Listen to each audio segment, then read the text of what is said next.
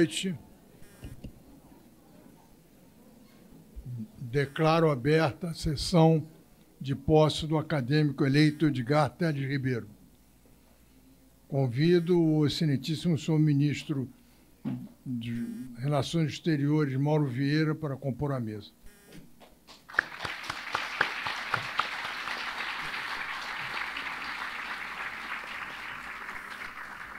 A cadeira é chatíssima.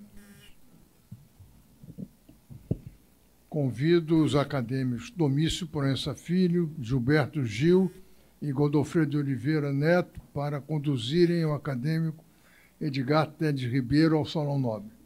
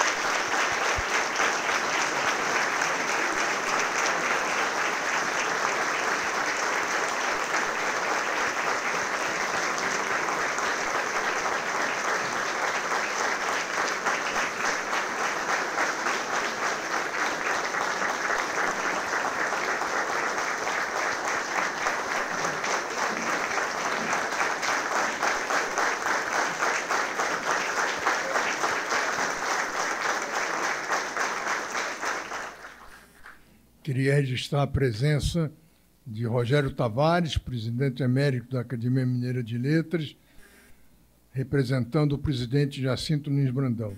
Aleilton Fonseca, presidente da Academia de Letras da Bahia, e Sérgio Fonta, presidente da Academia Carioca de Letras. Passo a palavra ao acadêmico Rui Castro, que vai receber o novo acadêmico.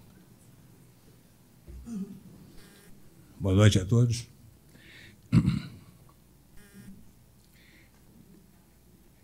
Imagine um mundo sem fronteiras, um mundo em que as delimitações físicas sejam miragens, sem guaritas ou cancelas, sem começo nem fim. Não existem o sul e o norte, o longe e o perto. O passaporte é quase uma formalidade, às vezes até dispensável. Entra-se em toda parte por portas invisíveis e sai-se dela pelas mesmas portas. É um espaço difuso, uma área sem eira nem beira. E assim como esse espaço é difuso, seu tempo também é. Não há passado ou futuro, apenas um presente constante e mesmo assim provisório, porque logo poderemos deixá-lo, trocá-lo por outro. Ou sermos trocados. Num mundo como esse, de espaços tão voláteis, o tempo dos relógios é contado de maneira diferente. Tem só o ponteiro de minutos. Não de horas, o ponteiro do presente, não do futuro. Não se pode garantir o que acontecerá daqui a uma hora. É um mundo em que as malas nunca estão completamente abertas nem fechadas, mas prontas para serem feitas ou desfeitas, cada qual contendo pouco ou nada do espaço que se deixa para trás, porque não se para em lugar nenhum por muito tempo. Essa vida em eterno trânsito gera também pouco ou nenhuma expectativa sobre o espaço que se seguirá. A única diferença entre esses espaços talvez seja o tempero da comida. Tudo mais é igual. As pessoas com quem se convive, não importa a cultura, obedecem aos mesmos ritos, etiqueta, hábitos e formas de tratamento. Até a língua é a mesma em todos os lugares, o francês. A língua local, que se pode ignorar, é restrita aos locais. É uma travessia sem fim. E o que dizer do oceano em que se dá essa travessia? Sim, porque essa divagação se passa no tempo das viagens de navio.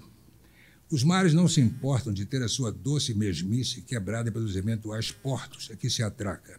Os portos são provisórios. Um dia passarão e darão lugar a aeroportos, tão impessoais quanto eles. Só os mares e os ares são eternos. E, por paradoxal que pareça, viaja-se pelo mundo todo sem sair do lugar. Não importa onde se esteja, é sempre o mesmo território.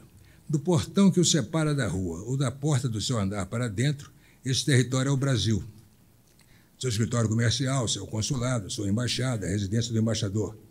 Tudo isso que estou falando naturalmente é da vida de um diplomata e da sua mulher e filhos que o acompanham por suas funções, nomeações e promoções. Edgar Teles Ribeiro, diplomata e filho de diplomata, conheceu bem esse mundo, porque no primeiro e no segundo papel viveu nele por mais de 60 anos. Aliás, nasceu nele. Para os registros, em Valparaíso, no Chile, em 1944, onde seu pai, Milton Teles Ribeiro, era cônsul. Em suas 2 candidaturas à Academia Brasileira de Letras, Edgar foi classificado pelos mal informados como brasileiro naturalizado. Mas, como todos os filhos de diplomatas brasileiros no exterior, ele já nasceu cidadão brasileiro registrado na embaixada. Mais exatamente, cidadão carioca, do Leme, onde morava sua família no Rio.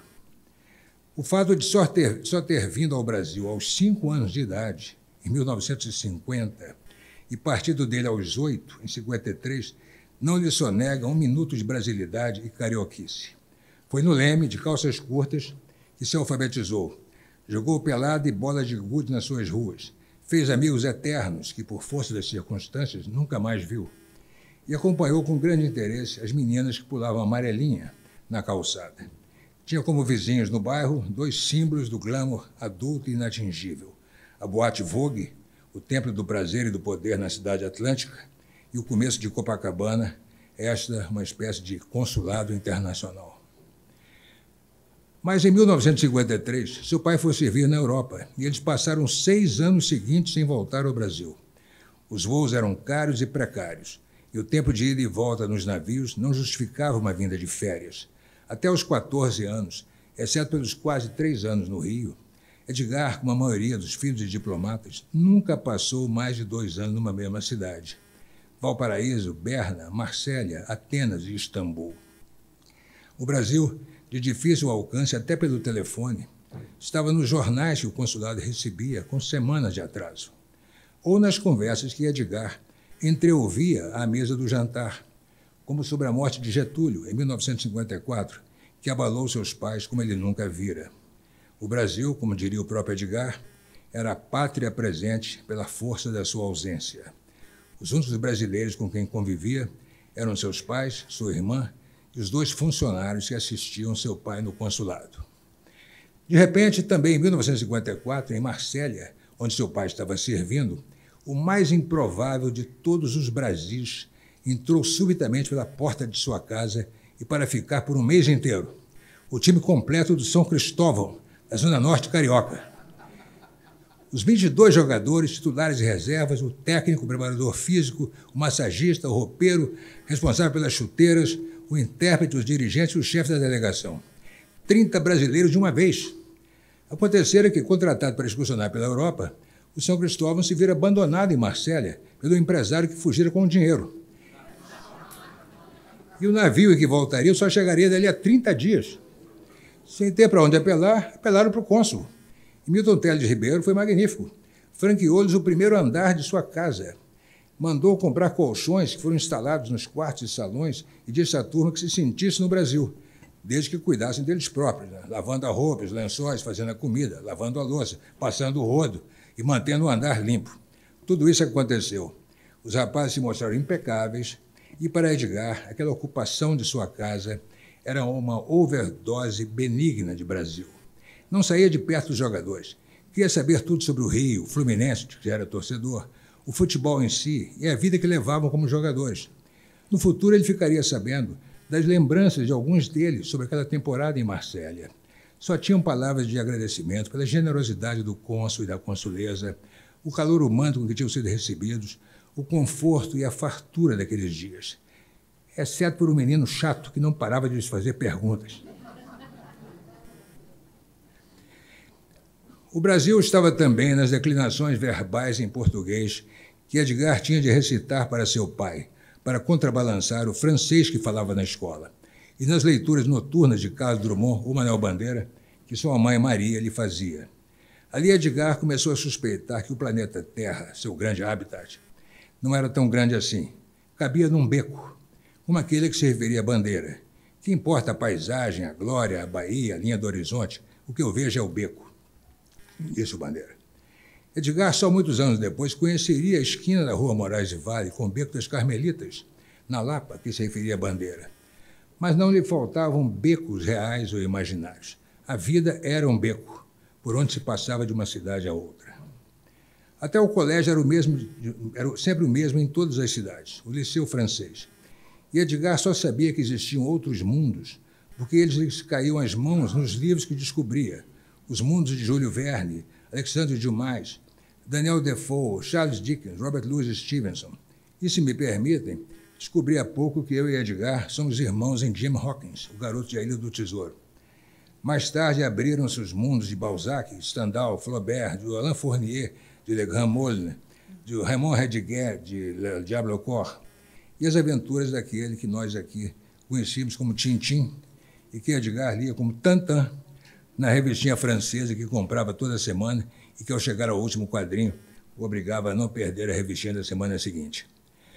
No mundo daqueles escritores, as coisas eram reais, palpáveis, aconteciam. Não se limitavam a carimbos e jamegões em acordos e tratados. As pessoas nasciam, amavam, morriam.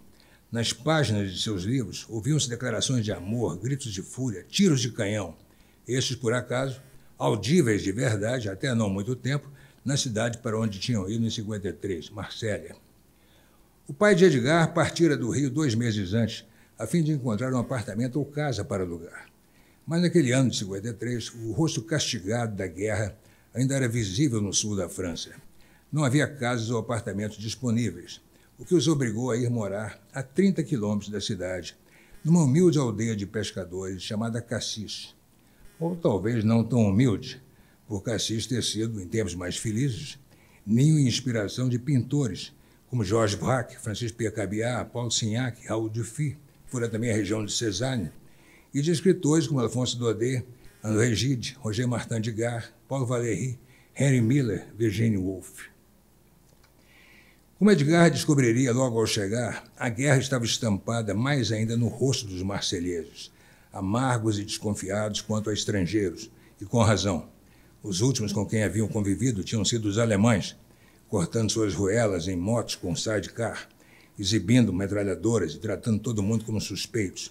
Na escola, Edgar tinha um professor que perdera o olho esquerdo por estilhaço de granada, outro que ficara sem uma perna e se amparava sobre 2 muletas, e com colegas de sala cujo pai ou irmão mais velho tinham sido fuzilados pelos nazistas.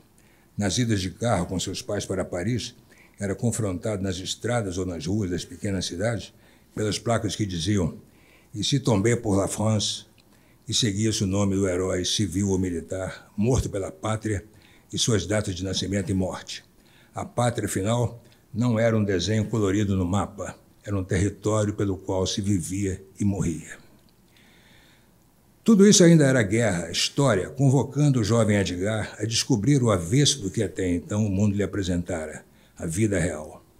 Em 1959, voltaram para o Rio, dessa vez por uma temporada mais longa, com seu pai na chefia de gabinete do secretário-geral do Itamaraty. Edgar não foi apenas reapresentado ao país. Ganhou, de repente, uma tia adotiva, uma velha amiga de sua mãe, vizinha no Leme, que ele visitava com frequência. Via trabalhar e absorvia sobre suas ideias sobre a literatura.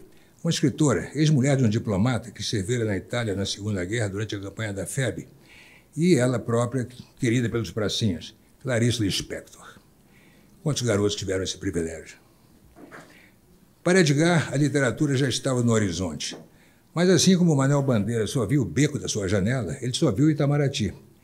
Em 1966, aos 22 anos, matriculou-se no Instituto Rio Branco. Segundo o líder chinês Xu Enlai, a diplomacia era a continuação da guerra por outros meios. Aos olhos de Edgar, fazia sentido. Num texto intitulado Diplomacia e Cultura, que abre o livro O Itamaraty na Cultura Brasileira, nosso querido confrade e também embaixador, Alberto da Costa e Silva, definiu o diplomata como, aspas, aquele que se escolhia para representar primeiro o seu rei e mais tarde o seu povo, continuou Alberto. Aspas. Esperava-se dele, do diplomata, que soubesse olhar os astros, ler os mapas, conhecer as leis, discutir os filósofos, decifrar os poetas, dominar o latim e os idiomas das cortes e das ruas, desenhar com precisão, tocar ao menos um instrumento musical, usar a espada, conversar com engenho e graça, distinguir entre vinhos e temperos, dançar com elegância, falar com eloquência e saber quando convinha o cicio e quando cabia a voz alta. Dele se queria que se pudesse discorrer sobre qualquer assunto e que mostrasse nas terras que não a sua, que esta, fosse ou não poderosa, era, antes de mais nada, culta. Fecha aspas. Completou Alberto. O diplomata é aquele que representa sendo. Não sei se Edgar, ao se matricular no Rio Branco, tinha noção de que se exigia aptidão em tantas disciplinas. Línguas, leis, vinho, sim, ele dominava. Música também, era pianista amador. Dançar, segundo ele, definitivamente não. Esgrima e astrologia, não sei, esqueci de perguntar. Mas tinha muitas outras aptidões fora da diplomacia. O cinema era a paixão da nossa geração, e Edgar viveu essa paixão em todas as frentes. Como crítico em jornais, como os hoje extintos Correio da Manhã e O Jornal, como aluno na Universidade da Califórnia, em Los Angeles, como professor na Universidade de Brasília, e, por fim, como cineasta, dirigindo curta-metragens e tendo um deles, Vietnã, Viagem no Tempo, exibido na quinzena de realizadores do Festival de Cannes de 1980. E era também fotógrafo e jornalista bissexto. Foi nessa última ocupação, o jornalismo, que nossos destinos se cruzaram, em 1968, na redação de uma das publicações mais fascinantes da imprensa brasileira, a revista Diners, um veículo de circulação dirigida aos assinantes do famoso cartão de crédito, então único no país. Como não tinha obrigação de competir nas bancas, a Diners podia se dar ao luxo de publicar o que seu editor e seus principais colaboradores quisessem. O editor era Paulo Francis. E entre esses colaboradores estavam 3 jovens articulistas, todos estudantes do Rio Branco. Flávio Macedo Soares, 24 anos, Alfredo Greco, 23, e Edgar Teles Ribeiro. O outro, de 20 anos, também estudante, mas de Ciências Sociais da Faculdade Nacional de Filosofia e já jornalista profissional do Correio da Manhã, era eu. A Diners não era apenas uma revista onde se tinha total liberdade para escrever e que pagava 10 vezes mais por colaboração do que qualquer outro jornal ou revista do Rio. Sua redação no 5º andar de um edifício na esquina da Avenida Rio Branco com a Rua do Ouvidor, exatamente no espaço onde, nos anos 40 e 50, existia o predinho da histórica Livraria Zé Olímpio. Voltando a essa redação, era um entre e sai de estrelas da cultura e do jornalismo que abrilhantavam a revista. Carlos Drummond de Andrade, Antônio Calado, Glauber Rocha, Milo Fernandes, Franklin de Oliveira, Armando Nogueira, Otávio Malta, Fausto Cunha, Fernando Gasparian, Flávio Rangel, Gelino Grunewald, Joel Silveira, os cartunistas Jaguar e Fortuna, o linguista Adriano da Gama Cury e muitos outros. Não eram apenas grandes nomes ali ao nosso lado, eram homens bem informados sobre a situação do país naquele incrível ano de 68, no começo da ditadura militar. Sabiam o que se passava nos bastidores dos quartéis, do Congresso e do Judiciário e falavam de tudo isso na presença dos garotos, ou seja, nós. Era uma aula de história ao vivo. Entre eles estavam a velha esquerda, a de Otávio Malta, revolucionário de 35, Franklin de Oliveira e Calado, e a nova esquerda, de Gasparian, Glauber, Flávio Rangel e o próprio Paulo Francis. Pelas janelas da redação do Diners, podíamos ouvir os ecos das batalhas de rua entre os estudantes e a polícia nas passeatas lá embaixo, na Avenida Rio Branco. O ato institucional número 5, em dezembro daquele ano, e a prisão de Francis, decretaram o fim da revista. Embora seu conteúdo fosse apolítico, com forte dose de humor e altamente sofisticado, não ficava bem para um órgão de propriedade de um cartão de crédito nacional ter um preso político como diretor. Com o fim da Diners, em março de 69, cada um de nós voltou para seu nicho. O de Edgar, agora diplomata, era o mundo, vasto mundo. Pelas décadas seguintes, até 2014, Edgar serviu nos Estados Unidos, Equador, Guatemala, Nova Zelândia, Malásia e Tailândia. Nesses 3 últimos países, Nova Zelândia, Malásia e Tailândia, como embaixador. Passou também longos períodos a trabalho no Laos, em Mianmar, no Camboja e na Guiné-Bissau e na Nigéria.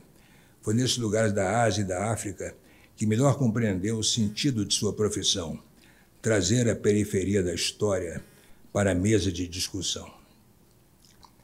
O próprio Edgar meditou sobre o paradoxo de sua opção pela diplomacia. Aspas. Como conciliar a visão romântica de um mundo sem fronteiras, a realidade pragmática que fazia da defesa e integridade de nossas fronteiras e de respeito às fronteiras alheias a base mesmo da nossa política externa. Ele continua, fui salvo do dilema pela literatura, pois se na vida real aderir de corpo e alma aos ensinamentos e à obra do Barão do Rio Branco, bem como aos preceitos que dele derivam e hoje inspiram os fundamentos da nossa política externa, mais tarde, quando passei a escrever meus romances, a maioria deles na famosa Calada da Noite, revivi os sonhos de minha infância e, com isso, inseri meus personagens de volta ao mundo imaginário a que pertenciam. Fecha aspas. Edgar teve tempo de maturar tudo isso, porque quando publicou seu primeiro romance, em 1991, pela Brasiliense, já tinha 47 anos. E sem um minuto de arrependimento por essa estreia comparativamente tardia. O que alguns veriam como tempo perdido fora, na verdade, uma acumulação de vida a ser usada na ficção. Esse livro, O Criado Mudo, é a prova de que, entre os ditos carimbos e jamegões do dia a dia dos diplomatas, o escritor já nascera pronto. Desde então, o nome de Edgar Teles Ribeiro apareceu no alto da capa de 13 livros, 8 romances, 2 novelas e 3 de contos, todos por editores importantes, como a Record, a Companhia das Letras e a Todavia. Todos viveram carreiras apreciáveis. O Criado Mudo teve 4 edições estrangeiras, cada qual com várias reimpressões. Olho de Rei, de 2005, recebeu o Prêmio da Academia Brasileira de Letras para a melhor obra de ficção. O Punho e a Renda, de 2020, o de melhor romance do Pen Club. E vários outros foram finalistas do Prêmio Jabuti, inclusive o mais recente, Jogo de Armar, de 2024. A exemplo de Edgar, a maioria de seus personagens desafia os espaços, desloca-se incessantemente e atravessa fronteiras que, vai se ver, são imaginárias. A ação em seus livros muda de país, atravessa oceanos reais ou virtuais, regride ou parece se estabilizar, mas quando menos se espera já está em outra parte. Desconhece também as fronteiras do tempo. Mudam os narradores, mudam as vozes, muitas vezes sem rubricas para explicar com quem está falando. Em praticamente todos, há uma forma de jogar com o tempo que deve muito ao romance moderno, mas não menos ao cinema. E nessa questão de jogar com o tempo, aqui me atrevo a citar filmes que me ocorreram ao ler os romances de Edgar. O ano passado, em Mariambad, de Alain Resnais, de 61, A Aventura, de Michelangelo Antonioni, de 59, e Napoleão, de Abel Gance, de 1926. Edgar não embaralha o tempo por experimentalismo gratuito, que já está velho, de 100 anos, mas porque a narrativa assim o exige, e com um controle absoluto sobre o que está fazendo, porque o leitor não se perde em momento algum. Às vezes há um narrador dentro da narrativa de outro narrador, o qual, por sua vez, pode também ser um personagem de um terceiro narrador, e todos, naturalmente, estão sendo narrados pelo autor. Lembra o Jorge Luiz Borges, de As Ruínas Circulares, em que alguém sonha que está sonhando, mas, na verdade, está sendo sonhado por alguém. Das várias camadas narrativas de seus livros, saem personagens como o Lafitte, de Olho de Rei, o Max, de O Punho e a Renda, e minha favorita, a Guilhermina, de O Criado Mudo, uma das grandes personagens da literatura brasileira contemporânea, uma mulher à altura das imaginadas por Henry James. E pensar que, à sua maneira, Guilhermina existiu, saída de uma dica passada a Edgar por uma pessoa que a conheceu, a mãe do nosso inesquecível amigo comum, Flávio Macedo Soares. Edgar confere a seus personagens tantas dimensões psicológicas, mais do que as de carne e osso, que, à medida que avançamos na leitura de seus livros, temos a ilusão de que conhecemos aqueles homens e aquelas mulheres, ou conhecemos alguém muito parecido. Qualquer um de nós, por exemplo, que tenha morado fora do Brasil no começo dos anos 70, a trabalho ou exilado, e tendo que comparecer eventualmente a uma representação brasileira, reconhecerá a figura do sinistro Max, de O Punho e a Renda. Por acaso, tive essa sensação em Lisboa, em 74, quando precisei do consulado para registrar uma filha que acabara de nascer lá. Ao invés de me sentir em território brasileiro, era como se estivesse penetrando em terreno inimigo. Só que o inimigo era eu. Não por acaso, o embaixador do Brasil em Lisboa, recém-nomeado, era um general ex-chefe do SNI. Max, esse personagem de Edgar, é um diplomata brasileiro, talvez membro do Centro de Informação no Exterior, o CIEX, um braço clandestino do Itamaraty, que de 66 a 86 monitorou cerca de 17 mil pessoas, e não apenas no Cone Sul. O CIEX existiu, e Max é um compósito de diplomatas que Edgar conheceu. Um homem sedutor e oportunista, íntimo da CIA, movendo-se nas trevas do Chile, do Uruguai e da Argentina, mestre em desestabilizar instituições e contribuir para a queda de governos constituídos e a instauração de ditaduras militares. Max, como sabemos pela história, foi muito bem sucedido. O mesmo Itamaraty, que naquela época praticava uma corajosa e admirável política externa, era o pouso de elementos, nem todos estranhos à carreira, responsáveis por tanto sangue e crueldade. O Punho e a Renda é de 2012, e Edgar Teles Ribeiro só se aposentou em 2014. Que um diplomata na ativa tenha se atrevido a explorar em ficção esse episódio, que ainda causa tanto mal-estar dentro do glorioso Itamaraty, dá uma ideia da força do nosso novo companheiro. Porque, a exemplo dos muitos Maxes reais que sobreviveram para ver a onda virar nos anos 80, o de Edgar também abandonou a tempo o navio autoritário e chegou a importantes postos na redemocratização do Brasil. Quando o livro saiu, quantos desses Maxes ainda não estariam também ativos, quem sabe no escritório ao seu lado? Aqui, a partir desse momento, em nosso meio, Edgar estará entre amigos e admiradores. Primeirão.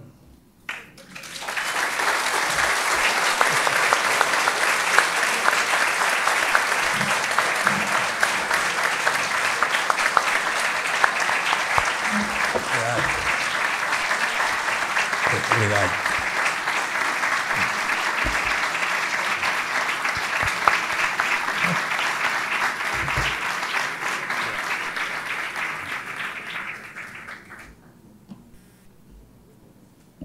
Convido o acadêmico Edgar Teles Ribeiro para assinar o livro de posse.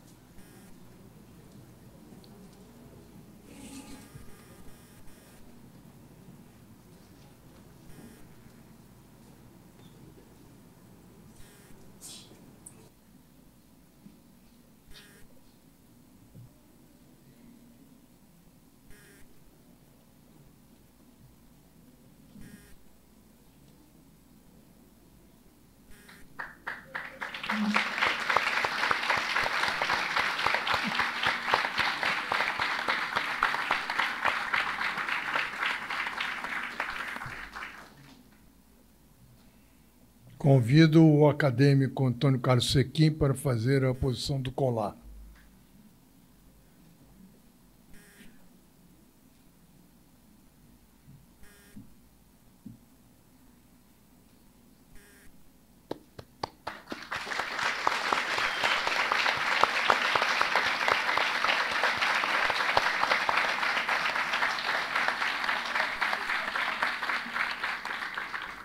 Convido o acadêmico Arnaldo Nisquia para fazer a entrega da espada.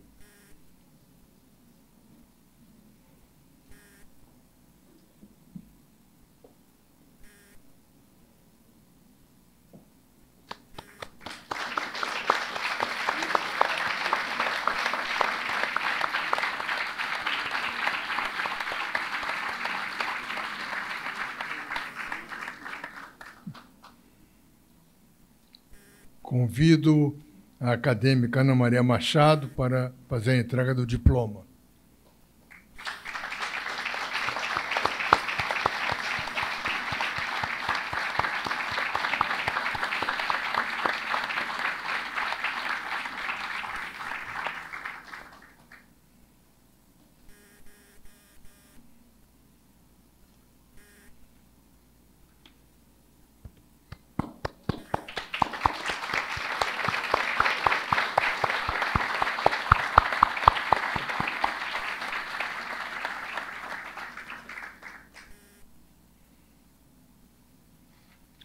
Edgar, é sua palavra agora.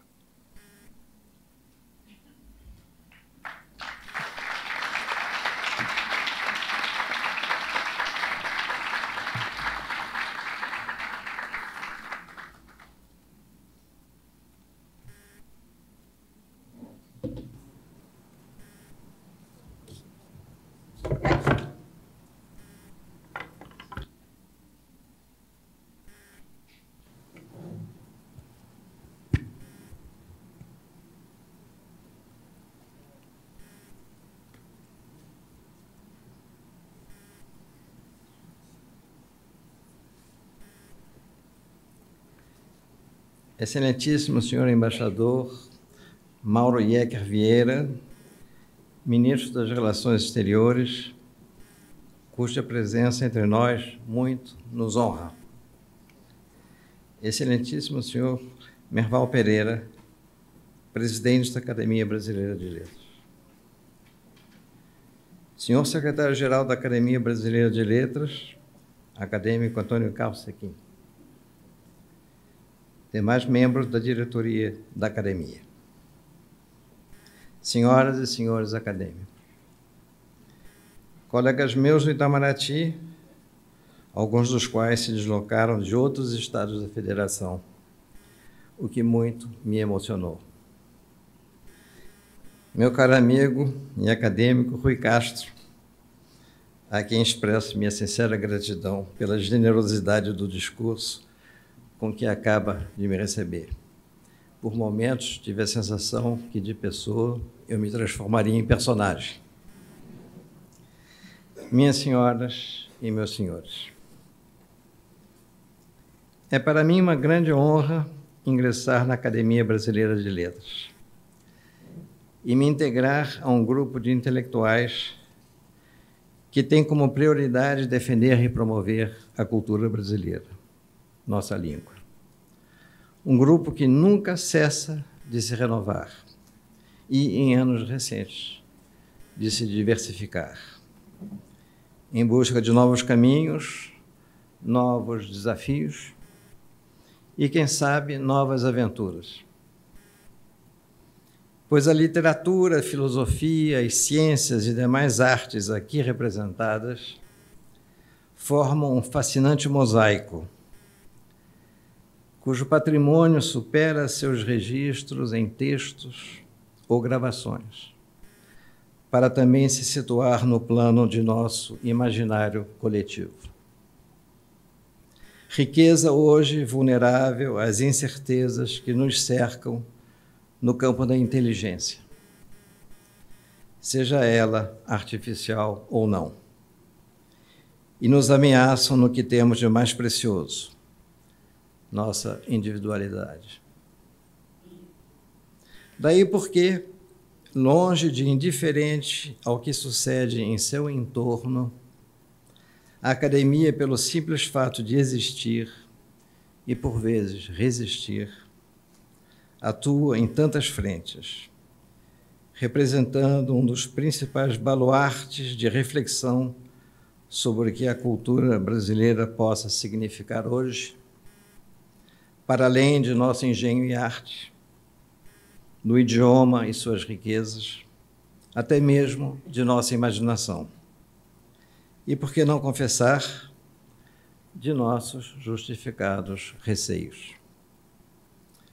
Quando penso nesses temas, acabo inevitavelmente estabelecendo um paralelo entre a ABL e o Itamaraty. Instituição à qual dediquei 48 anos de minha vida, trabalhando, quando possível, na área cultural do Ministério, a qual acabaria chefiando entre 2002 e 2005, a convite do então chanceler Celso Amorim. E isso porque o Itamaraty, aliás, como o Itamaraty, a ABL se dedica a pensar o Brasil, sempre atenta ao que de relevante e original exista entre nós, sempre fazendo dessa base de conhecimento um trampolim para o que de mais autêntico possa ser mostrado e debatido, seja no país, no caso da ABL, seja no exterior, em se tratando do Ministério das Relações Exteriores. Por isso, talvez eu nunca tenha estado distante da academia, dada a minha trajetória pessoal no Itamaraty.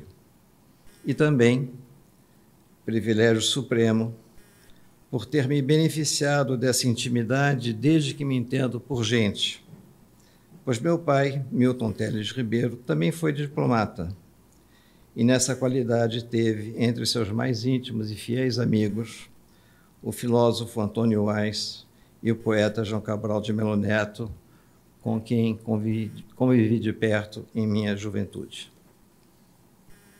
Nisso, minha adolescência se assemelha um pouco à de meu antecessor, Antônio Cícero, que registrou em seu discurso de posse a admiração que nutria pelos intelectuais amigos de seu pai, de cujas conversas participava, delas retirando lições que balizariam sua vida e sua obra. Da mesma forma, beneficiei-me intelectualmente do convívio com amigos de meu pai, que se preparara para o concurso de ingresso no Itamaraty, estudando com Vladimir do Amaral Murtinho e os irmãos Mozart e Mauri Gurgel Valente, sendo que este último namorava, na época, a jovem jornalista Clarice Lispector, que viria a se tornar um dos nomes icônicos de nossa literatura, com obras hoje traduzidas e lidas mundo afora. Corriam os anos 40 e o Brasil vivia os efeitos da Segunda Guerra Mundial. Desse encontro de estudantes em busca de um destino comum, se formaria um grupo eclético de amigos que se manteriam unidos, dentro e fora da carreira, até o fim de suas vidas. Nesse ambiente nasceria igualmente a amizade de minha mãe, Maria Teles Ribeiro, com Clarice, forjada que foi no silêncio dos longos anos de inverno passados juntas em Berna, entre 1947 e 1950. Época em que Mauri e meu pai serviram como jovens diplomatas na então legação do Brasil na Suíça. Mais adiante, quando coincidimos todos no Brasil, o grupo passou a incluir figuras notáveis no campo das artes plásticas, como o pintor Volpe, que no Rio de Janeiro se hospedava com o escultor Bruno Jorge, seu fraterno amigo. Os almoços aos domingos nas casas de uns e outros se sucediam com regularidade a meus olhos adolescentes. O fato é que essas foram as primeiras referências em meio às quais eu me criei, todas vindas de um mundo adulto, que hoje sei ter sido excepcional, mas que na época, do que dele me chegava, parecia absolutamente normal. Talvez por isso essas referências tenham vindo a mim de forma nada impositiva, representando, ao contrário, valores a serem cultivados.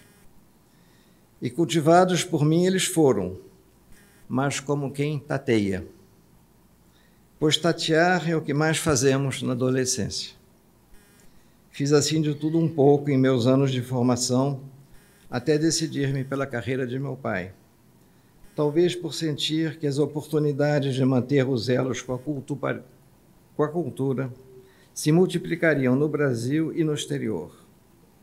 E foi um pouco o que aconteceu.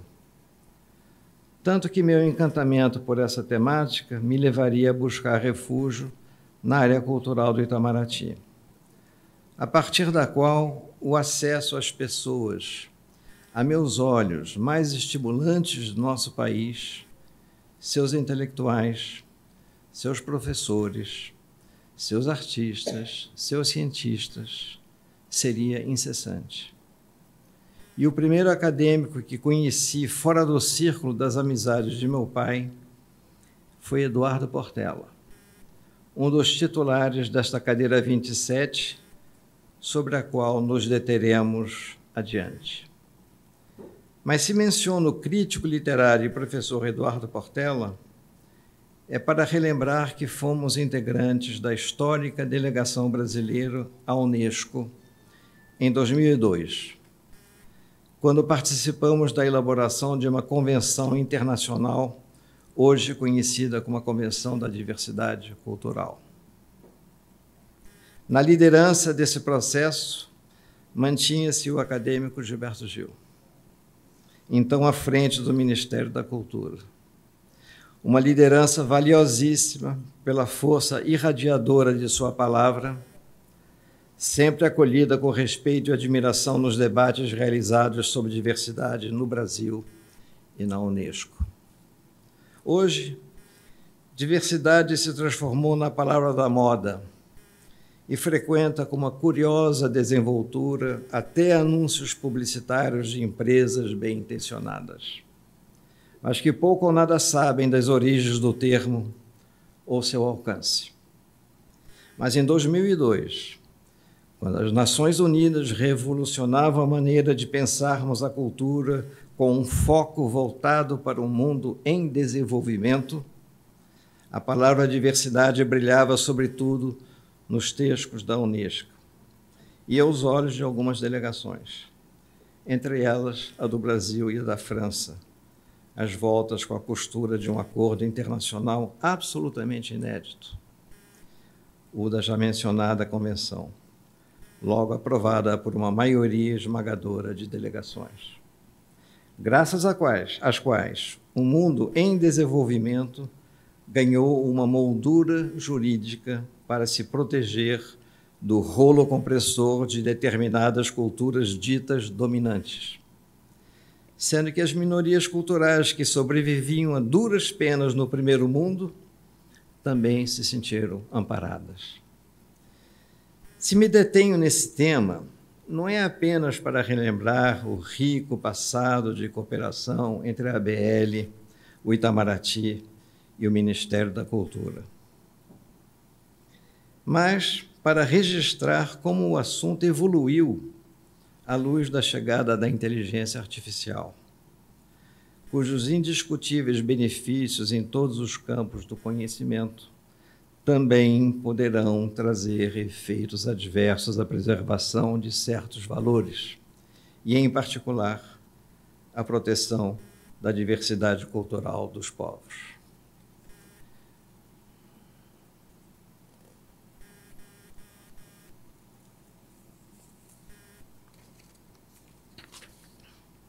Instada a se pronunciar sobre o assunto no ano passado, a Unesco optou por encomendar um estudo restrito ao impacto da inteligência artificial nas democracias.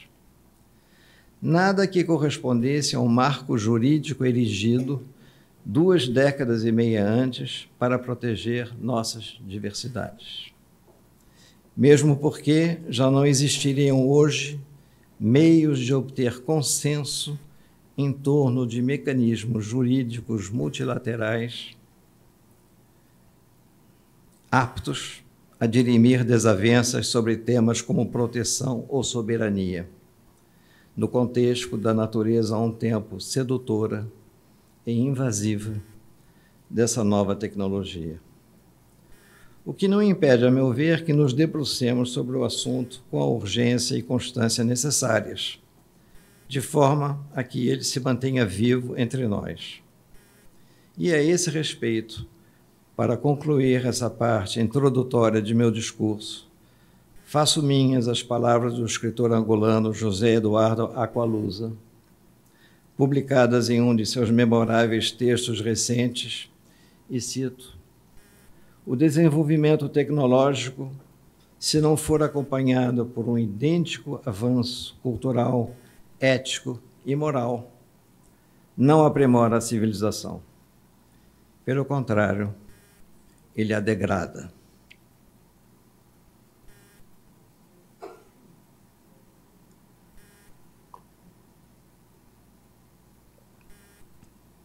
Dando agora seguimento à tradição, passo a alguns comentários sobre os acadêmicos que me antecederam na cadeira 27.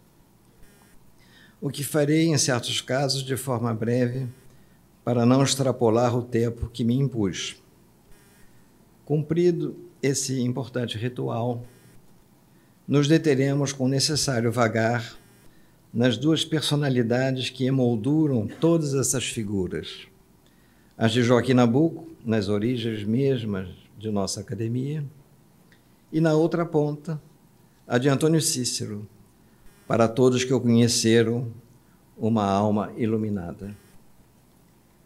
Dou então início a essa viagem no tempo rumo ao passado. Maciel Monteiro foi o escolhido por Joaquim Nabuco para ser o patrono e primeiro ocupante da cadeira 27. Formou-se em letras pela Universidade de Paris, foi médico, orador, deputado em várias legislaturas, diplomata, sendo que entre 1837 e 39 foi ministro dos Negócios Estrangeiros e poeta. Nessa seara ficou especialmente conhecido pelos sonetos que compunha. Já o segundo ocupante da cadeira que ora assumo, o pernambucano Dantas Barreto, era militar, lutou na Guerra do Paraguai, escreveu romances e peças de teatro, dando prosseguimento a uma tradição comum na época, em que as armas e as letras pareciam haver encontrado uma maneira de conviver cordialmente. Nascido há exatos 150 anos, o terceiro ocupante dessa cadeira, o gaúcho Gregório da Fonseca, deu sequência à tradição de harmonia entre as letras e as armas, pois também era militar, a ela agregando o detalhe mais específico de ter sido secretário particular do presidente Getúlio Vargas, que, por sinal, entraria na ABL em 1941. O quarto ocupante da cadeira 27, Levi Carneiro, nasceu em Niterói e foi um grande combativo advogado em uma época em que o Estado de Direito ganhava força entre nós. Nesse contexto, o eminente jurista notabilizou-se por ter sido fundador e primeiro presidente da Ordem dos Advogados do Brasil e do Instituto dos Advogados Brasileiros, ambas notáveis instituições que, com o passar dos anos, se distinguiriam entre nós na defesa dos direitos humanos. O quinto ocupante da cadeira 27 foi Otávio de Faria, um dos maiores romancistas brasileiros. Um homem profundamente religioso, de quem se poderia afirmar que fez do ofício de escritor uma profissão de fé, pois foi um grande trabalhador literário, um supremo intelectual que se notabilizou como ficcionista, ensaísta e autor de uma série de romances enfeixados sob o título geral de A Tragédia Burguesa, na qual apresenta um amplo painel da vida carioca, uma saga que o levaria a ser alçado ao primeiríssimo plano dos ficcionistas de nosso país por ninguém menos do que Guimarães Rosa. Em 1970, 2 anos antes de ser eleito para a Academia Brasileira de Letras, Otávio teve o conjunto de sua obra premiado pela ABL com o Prêmio Machado de Assis. Cabe a propósito assinalar que sua obra completa será reeditada em breve e poderá, em consequência, ser avaliada pelas novas gerações. O sexto membro da cadeira que hoje passo a ocupar, o baiano Eduardo Portela, a quem me referi há pouco ao mencionar nossa relação na Unesco, notabilizou-se como crítico literário, eminente professor da Universidade Federal do Rio de Janeiro e brilhante ensaísta, tendo fundado em 1962 a editora Tempo Brasileiro, cuja revista de mesmo nome foi lida por várias gerações de estudiosos. Portela também ocupou o cargo de ministro da Educação, no governo João Batista Figueiredo, o último militar a presidir o Brasil. Tarefa que levou a cabo com dignidade, malgradas as restrições ou ameaças que pesavam sobre sua pasta por força das greves estudantis, desafiadoras aos olhos dos militares, que já viam seu poder sendo erodido, dada a efervescência política reinante que atingiria o ponto culminante na campanha das diretas já.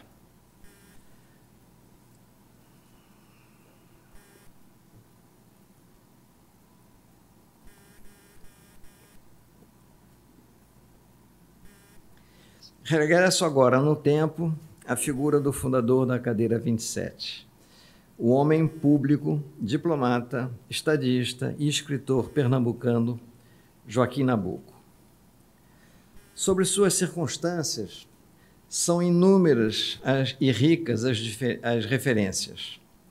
Do líder abolicionista ao historiador, do escritor ao diplomata da República, diversos e variados depoimentos acadêmicos ou de historiadores muito dizem do fascínio que esse personagem maior de nossa história exerceu. Basta relembrar a obra de historiadores e acadêmicos do calibre de Evaldo Cabral de Melo, José Murilo de Carvalho e Raimundo Faoro.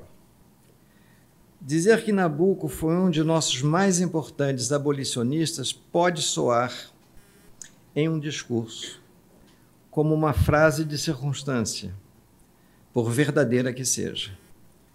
Pois essas palavras só conquistam seu lastro à luz das evidências de que, para ele, o abolicionismo não representava apenas uma causa, mas um sentimento visceral, que se confundiu com a missão primeira de sua vida, aquela que possuía sólidas raízes na infância e se manifestaria de forma incisiva na maturidade, influenciando todas as demais vidas que esse grande homem também viveu.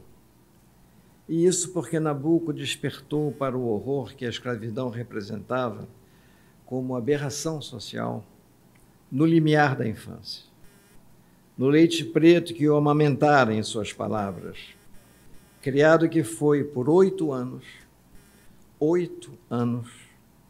por uma madrinha no engenho de Maçangana, em Pernambuco, nome que depois serviria de título a um dos mais conhecidos capítulos de seu livro de memórias, Minha Formação.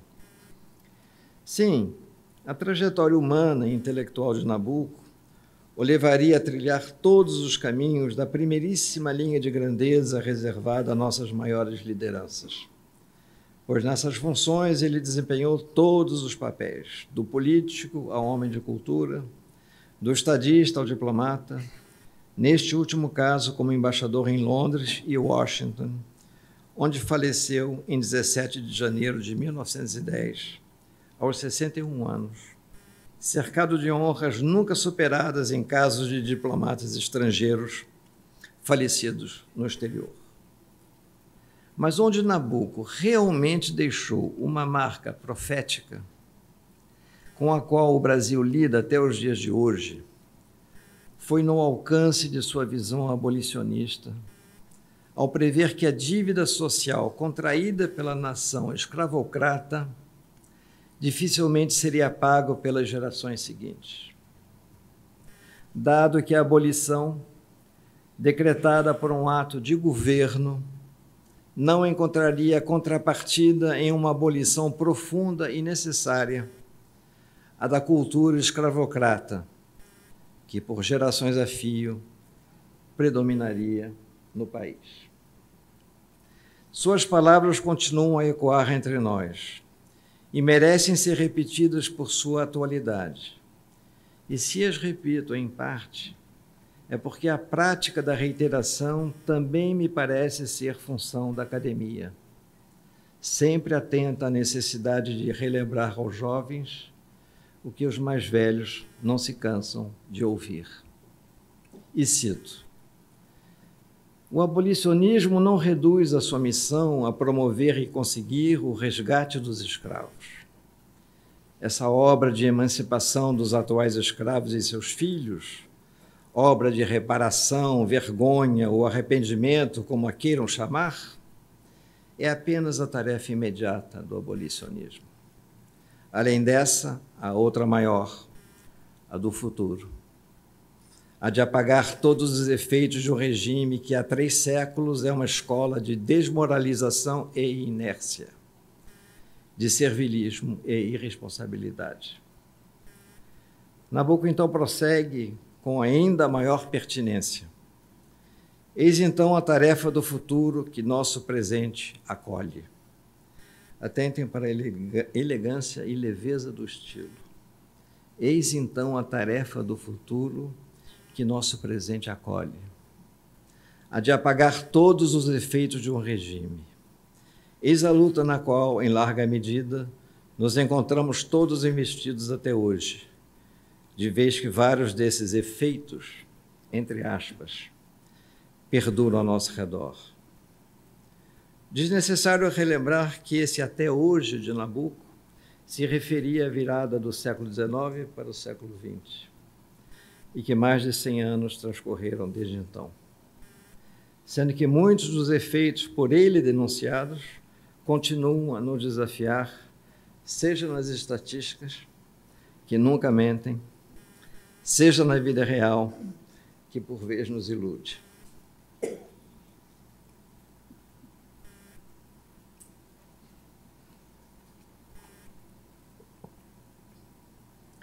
Mas passando de um plano a outro nesse percurso em torno de Joaquim Nabuco, e para concluir esse segmento de meu discurso, não resisto à tentação de me deter por um instante que seja em certos trechos de seu discurso de posse na ABL em 20 de julho de 1897, na qualidade de secretário-geral de nossa instituição.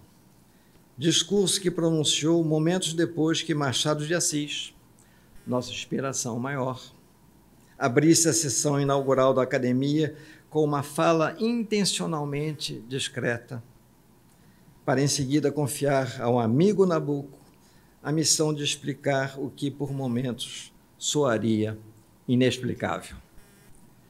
Pois a Nabuco coube a tarefa de registrar em palavras o mistério da criação desse nosso pequeno universo convivial. E Machado foi sábio, pois ninguém como ele, Nabuco, teria tido condições de contar em linguagem precisa e transparente o que estava por acontecer. Daí que essa sua fala se inscreve como uma das pedras fundamentais da ABL. Porque tudo que, mais adiante, diria respeito à nossa academia, nascia e era simultaneamente objeto de esperanças, análises, críticas e incertezas, quando não de inveja. Um momento mágico, ou pelo menos assim pareça a nossos olhos, herdeiros que somos de tudo que ocorreu desde então, na sequência daquela data histórica. Mas, quem sabe, um momento igualmente mágico para os presentes naquele mês de julho de 1897, quando as palavras de Nabuco se fizeram ouvir e a história, a que se grafa com H maiúsculo, também parou para escutar. A primeira condição da perpetuidade é a verossimilhança, disse Nabuco, para logo acrescentar em um mesmo fôlego. E o que tentamos hoje aqui é altamente inverossímil. Daí valendo-se do paradoxo para indicar, sempre à sua maneira, o singelo e poético caminho das pedras.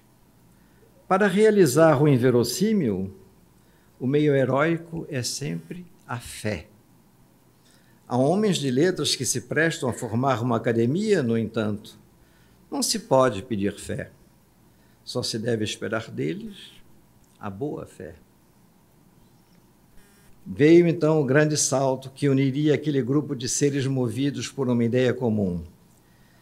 Se a academia florescer, os críticos deste fim de século terão razão em ver nisso um milagre. Terá sido com efeito um extraordinário enxerto, uma verdadeira maravilha de cruzamento literário. Enxerto, cruzamento literário, um paraíso para nossos amigos linguistas. Pois trata-se de palavras evocativas de um processo de fertilização endereçadas a um seleto grupo de solenes senhores, para quem, na sequência, algumas advertências seriam formuladas, entre elas, a mais evidente e delicada de todas. Seremos acusados de nos termos escolhido a nós mesmos, de nos termos feito imortais e em número de 40. E depois de justificar o número de integrantes inspirado na Academia Francesa, cujo modelo defendera como legítimo, Nabucco se vale de uma ironia. Não tomamos à França todo o sistema decimal? Podíamos bem tomar-lhe o método acadêmico. Para então lançar ao futuro um quase enigmático desafio. Nós somos 40, grafado com Q minúsculo. Mas não aspiramos a ser os 40, grafado com Q maiúsculo. Na sutileza desse inspirado jogo vocabular, no achado representado pelo equilíbrio precário entre uma possível imperfeição, que era deles, e a busca da almejada perfeição, que continua a ser a nossa, abria-se a brecha para o inevitável processo de renovação que a própria vida se encarregaria de impor à academia e que nos acompanha entre tristezas e alegrias desde então. Processo que agora, em um salto no tempo de 128 anos, desde aquele dia remoto, nos transporta até esta noite, rumo a mais um delicado momento de transição. Pois, como bem sabem os que me antecederam nesta tribuna e celebraram seus antecessores, é essencialmente desafiador o destino de quem chega, trazendo entre múltiplas bandeiras a missão de preencher uma vaga. Nada mais fácil do que preencher uma vaga. E nada mais difícil. Tive raros contatos com Antônio Cícero, mas deles me ficou a certeza de seu espírito nobre e de sua extrema delicadeza no trato. Certa vez subi os 2 ou 3 andares do prédio onde ele morava, na Rua Davi Campista, no Humaitá, e deixei um de meus livros em suas mãos. Se disse bom dia, acrescido de algumas palavras murmuradas ao lhe estender o exemplar, e ele, obrigado ao recebê-lo, foi quase um excesso. Na sequência, da porta entreaberta, livro na mão, ele assinou para mim com um generoso sorriso, enquanto eu retomava o caminho de volta, confiante em que meu livro estaria em boas mãos. Sensação de delicadeza que se repetiria aqui na academia, nas vezes em que trocamos algumas frases, sempre ricas em pausas solenes. As mesmas pausas que reencontro quando releio alguns de seus poemas. Antônio Cícero é considerado, sem favor algum, um dos mais importantes e populares poetas de sua geração. A vida inteira ele leu obsessivamente, escreveu e publicou, alternadamente, livros de filosofia e poesia, ao mesmo tempo em que, em parceria com a irmã Marina Lima, respeitada e festejada cantora e compositora, e abria lentes como letrista no campo da música popular. Tanto que versos seus hoje fazem parte do repertório de importantes intérpretes de nossa música, de nossa cena musical. Essas incursões em uma direção, digamos assim, menos ortodoxa, terão seguramente enriquecido o filósofo e poeta que ele foi, trazendo para a sua poesia, e quem sabe até para a sua ensaística filosófica, uma aragem de beleza adicional no campo sempre fértil da criação. Para mim, e ainda que estejamos falando de 2 irmãos criadores, essas parcerias evocam os trovadores da Idade Média.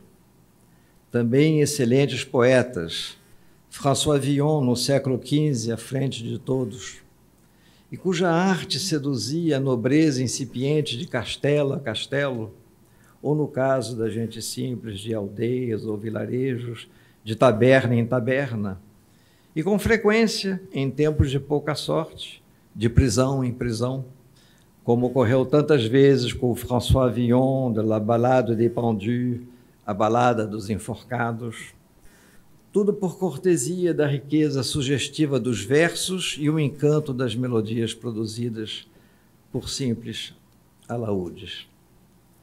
Digressões à parte, e sempre atento às circunstâncias de Antônio Cícero, vale também lembrar que, quando jovem, ele morou com a família nos Estados Unidos, onde fez o curso médio de sua escolaridade e, mais adiante, sempre com apoio da família, cursou a Universidade de Londres, onde deu continuidade aos estudos de filosofia iniciados na PUC do Rio de Janeiro. Essas experiências no exterior terão contribuído para enriquecer suas leituras e vivências. Em Londres, além do mais, conviveu com artistas por lá exilados, forjando laços permanentes, entre outros, com Gilberto Gil e Caetano Veloso. Nos anos 90, Antônio Cícero publicou os primeiros ensaios de natureza filosófica ou literária. O Mundo desde o Fim, vencedor do Prêmio Nestlé de Literatura, Finalidades Sem Fim, finalista do Prêmio Jabuti, Poesia e Filosofia e A Poesia e a Crítica. Seu primeiro livro de poesia data de 96 e se intitula Guardar. O poema que dá título ao livro foi integrado à histórica antologia Os 100 Melhores Poemas Brasileiros do Século. O segundo, A Cidade e os Livros, tardaria alguns anos para vir à luz, mas reafirmou a força e originalidade de sua linguagem. Com o terceiro, Porventura, de 2012, conquistou o prêmio da Academia Brasileira de Letras, instituição para cuja cadeira 27 foi eleito em agosto de 2017. De Silviano Santiago a José Miguel Wisnik, inúmeros críticos e pensadores se detiveram sobre a poesia de Antônio Cícero. Para não falar também daqueles que apresentaram suas obras, como é o caso do acadêmico Antônio Carlos Sequim, que assina as orelhas do livro Porventura. A esse mosaico crítico, composto de tantas opiniões qualificadas, tomo a liberdade de somar as minhas percepções, não como crítico ou filósofo, mas como leitor de poesia que sou. E começo por expressar o que não passa de uma sensação pessoal na fronteira da ousadia. Trata-se do fato de que, para Antônio Cícero, a filosofia terá sido, desde o início de sua formação acadêmica, uma segunda natureza, da qual, ou graças à qual, sua poesia terá florescido ou se fortalecido como consequência inevitável, em uma espécie de contraponto intelectual. Que essa intimidade entre dois universos do pensamento sempre o fascinou, não resta dúvida. Tanto que veio a publicar um livro de ensaios sobre poetas com formação filosófica. Ele próprio, porém, não atribui importância ao tema da origem primeira de uma ou outra dessas manifestações de seu pensamento, preferindo realçar a alternância com que se deram. Diz ele: em mim, quando o filósofo está presente, o poeta não aparece. E à chegada do filósofo, o poeta se retira. Mais adiante, em outro ensaio, Antônio Cícero aprofunda as linhas divisórias entre os dois territórios de criação intelectual. Concordo com Guimarães Rosa, para quem a filosofia mata o poema. Em seguida, faz o contraponto. E a poesia, digo eu, amolece a filosofia, sem deixar de contemporizar em outro ensaio. Parece-me, em geral, que a questão entre a poesia e a filosofia já pressupõe certo parentesco entre os dois discursos. Ou seja, a proximidade, de fato, existia. Até onde ia, é possível que nem ele próprio soubesse. Daí a sensação que fica no ar, ou pelo menos para mim sempre ficou, a de que não fosse a sólida formação filosófica, sua poesia possivelmente não tivesse alcançado o grau de rigor, profundidade e erudição que a caracteriza, abrindo espaço, em contraste, para a ocasional leveza das imagens, com cortes inventivos de uma luminosidade cinematográfica, ou rimas que por vezes evocam a harmonia de melodias. O que remete à questão de que diversos poemas de Antônio Cícero se inspirem em expressões artísticas associadas às mais variadas fontes da criação. Não é à toa que, falando de filosofia, o crítico André Ricardo Dias constata: na obra de Cícero, a filosofia e seu estudo ganharam espaço próprio através do cinema, da literatura e da música. Com mais razão ainda, acrescento eu, o mesmo se terá dado com sua poesia. Isso faz com que, do universo da cultura clássica, grega em particular, as tonalidades coloquiais de uma linguagem que por vezes coteja o despojamento, sua poesia circule com desenvoltura por uma paleta que no plano da linguagem vai do figurativo ao expressionismo, com ocasionais escalas em abstrações por definição enigmáticas, pelo menos a meus olhos. Para chegar lá, no entanto, quanto trabalho, quanta lapidação e quanta determinação, tanto de parte do poeta quanto do filósofo. O que o levou certa vez, em uma possível tentativa de desmistificar tanto esforço, a dizer: a filosofia se serve das palavras para dizer coisas. Já a poesia se serve das palavras e das coisas que as palavras dizem para construir uma obra de arte, um objeto que vale por si e cujo sentido não é dizer coisa alguma em particular. Recordo que, ao ler pela primeira vez esse depoimento, fui transportado por sua leveza e curiosa circularidade a uma imagem do poeta russo Vladimir Mayakovsky, num poema que li em tradução francesa. L'homme, un nuage en pantalon. O homem, uma nuvem de calças.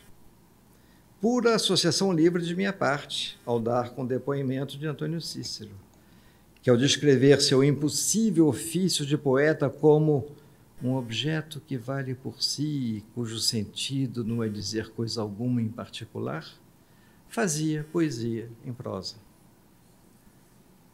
E não será essa uma das melhores maneiras de celebrar um poeta? Transitando de um artista a outro, de um idioma a outro, de um século a outro em num piscar de olhos? Se o pensamento de Antônio Cícero, lírico como alguns de seus versos, nos leva devagar, por que não nos deixarmos ir na esteira de um artista que, nas palavras de Silviano Santiago, é ao mesmo tempo herdeiro das superfícies e das profundezas?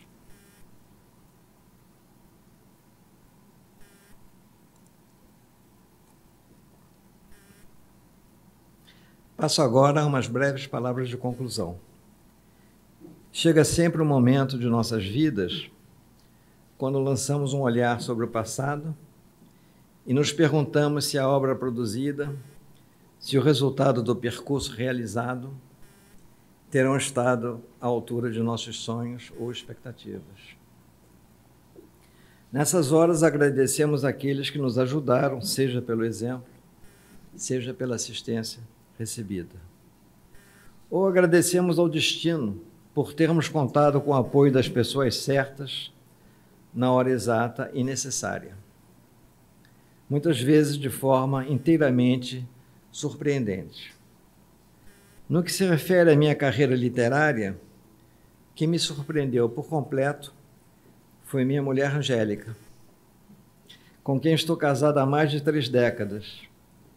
Isso porque no início de nossa relação, um período que coincidiu com o princípio de minha carreira literária, eu tinha até então publicado só um romance, ela leu um conto meu em manuscrito e, sem um segundo de hesitação, sugeriu que eu cortasse o último parágrafo.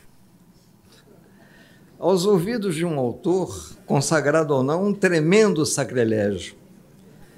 Mais perplexo que zangado, tranquei-me no escritório para avaliar uma sugestão que, no mínimo, parecia pertencer ao domínio do absurdo. Quando vi, para meu espanto, que Angélica tinha razão.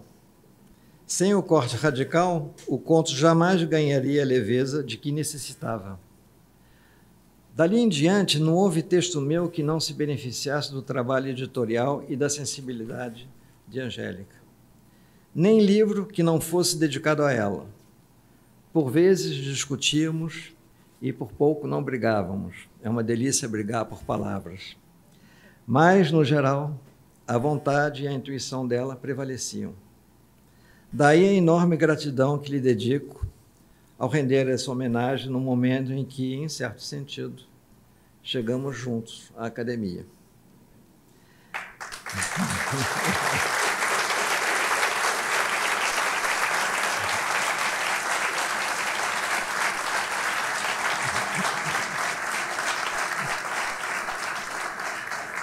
Já no que se refere à ABL, duas notáveis figuras vieram em minha ajuda, para além de tantas outras aqui presentes, que me apoiaram e às quais sou imensamente grato.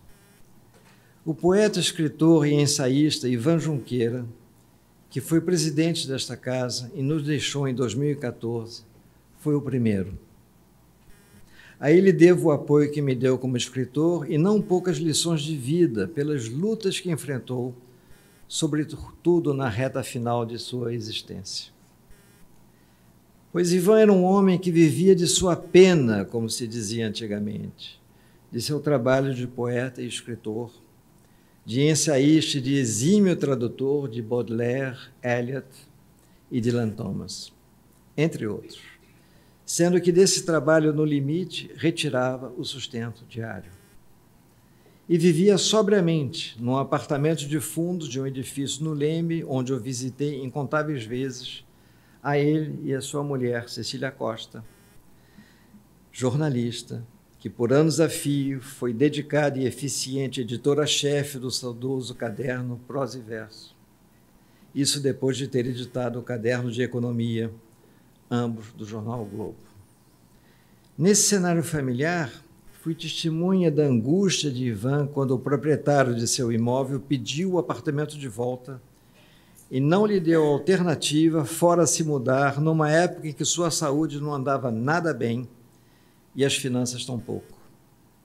O que fazer de todos esses livros, ele repetia toda hora, claramente atordoado por um desafio que a seus olhos assumia as proporções de um pesadelo. Acompanhei de perto esse processo que milagrosamente encontrou solução de última hora, no mesmo bairro do Leme, em uma versão miniatura e delicada do apartamento anterior, mas digna e correta, na medida de nosso poeta, que também conseguiu um outro local para abrigar sua biblioteca, conservando perto de si os livros queridos. Tornei-me assim herdeiro não apenas de um exemplo de vida íntegra e austera, mas de algo muito precioso, na forma de uma amizade herdada de Ivan, a do poeta, ensaísta, bibliófilo e professor Antônio Carlos Sequim, sem cujo apoio não estaria me integrando hoje aos quadros de nossa instituição maior. A Sequim, como costuma ser afetuosamente referido, devo não apenas o estímulo de que necessitava para me lançar candidato, mas também a orientação na busca desse objetivo. Sequim me encorajou agindo como um irmão mais velho, ainda que eu seja com folga o mais velho de nós dois. E qual não foi minha surpresa ao descobrir que até esse meu agradecimento seguiu de perto os passos de Antônio Cícero, que igualmente emocionado se dirigiu a Sequim para lhe dedicar as derradeiras linhas de seu discurso de posse, coroadas pela leitura de um belíssimo poema de nosso amigo comum, intitulado Autorretrato, na noite de 16 de março de 2018, já se vão mais de 7 anos.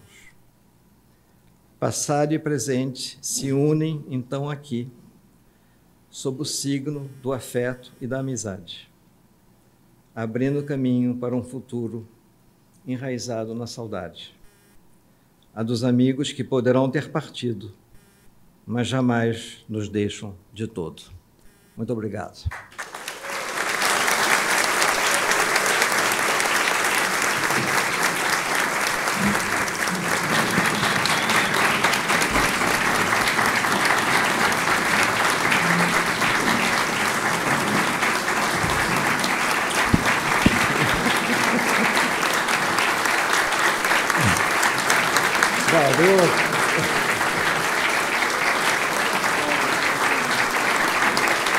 Muito obrigado, muito obrigado.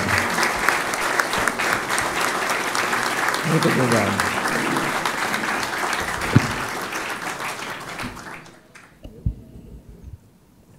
Declaro empossado na cadeira número 27 o acadêmico Edgar Teles Ribeiro.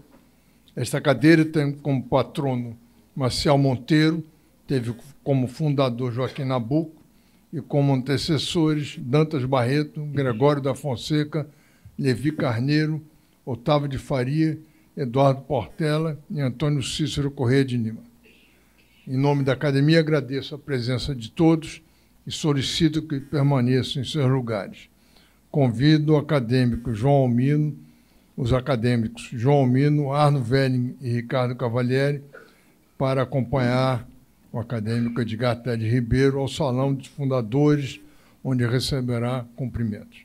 Está encerrada a sessão.